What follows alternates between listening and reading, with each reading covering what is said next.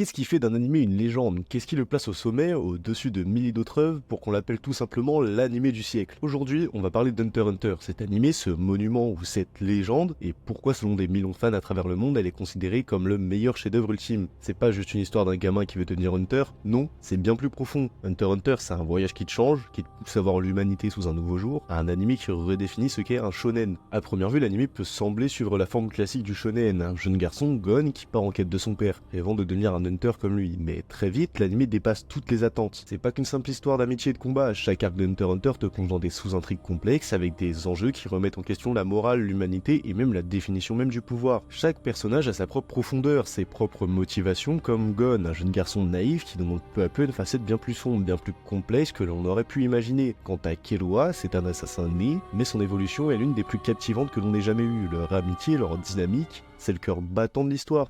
俺キルは Et c'est aussi un miroir de tout ce que l'humanité peut être, à la fois tendre et cruelle, héroïque et monstrueuse. Mais ce qui élève vraiment Hunter x Hunter au rang d'animé du siècle, ce sont ses personnages. Chaque protagoniste, chaque antagoniste est développé avec un niveau de soin et de profondeur qu'on voit rarement ailleurs. Prenons Killua, un assassin impitoyable formé depuis l'enfance pour tuer sans remords, mais au fil des épisodes, on découvre ses doutes, ses faiblesses et surtout sa quête de liberté. Il n'est pas juste l'ami de Gon, il est son propre héros. Ici, on peut aussi parler de Kurapika, qui est aveuglé par la vengeance, mais aussi rongé par la culpabilité. Son combat contre la brigade fantôme est l'un des arcs les plus intenses jamais vus dans l'univers des animés. On ressent sa rage, mais aussi la douleur derrière chaque coup de chaîne qu'il lance. Et que dire de Hisoka ou Meruem, ces deux antagonistes totalement complets et imprévisibles, renforçant la plus-value de l'animé de par leur magnifique design ou par leur charisme, et bah tout ça c'est grâce à Togashi, le créateur de la série. Il se contente pas seulement de construire des héros, il te fait les aimer, les haïr et surtout comprendre ses personnages, qu'ils soient bons ou mauvais. On ne peut pas parler d'Hunter x Hunter sans mentionner ses arcs narratifs. Chaque arc est un chef-d'œuvre en soi, offrant des ambiances, des thèmes et des enjeux radicalement différents. L'examen Hunter pose des bases, mais très vite on sent que l'anime a beaucoup plus à offrir. Puis vient l'arc Yorkney City avec Kurapika et la brigade fantôme. Un mélange de tension, de complot et de tragédie, c'est là qu'Hunter x Hunter montre qu'il est prêt à briser les conventions du shonen classique.